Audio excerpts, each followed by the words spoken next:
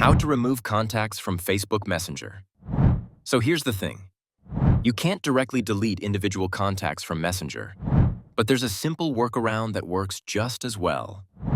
Start by opening the Messenger app and go to the chat with the person you want to remove. Tap on their name at the top of the conversation screen. Scroll down and choose the block option. Now select block messages and calls, and then tap on block again to confirm. Messenger might also ask if you want to report or delete the chat. Go ahead and tap on delete. It'll then confirm if you want to erase the entire conversation. Once done, the person won't appear in your app anymore and won't be able to reach you through Messenger. Next step is managing your synced contacts. Tap on the 3 horizontal lines, then hit the gear icon in the top right to go into Settings.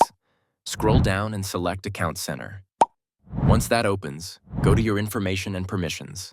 Tap on that, then choose Upload Contacts and select Messenger. Here you'll see if Upload Contacts is turned on. Tap it and switch it off. To actually delete the contacts that were already uploaded, tap on Manage Contacts. This will redirect you to a browser window asking for your Facebook login. Just enter your username and password. Once logged in, it'll show you all the synced contacts from your phone.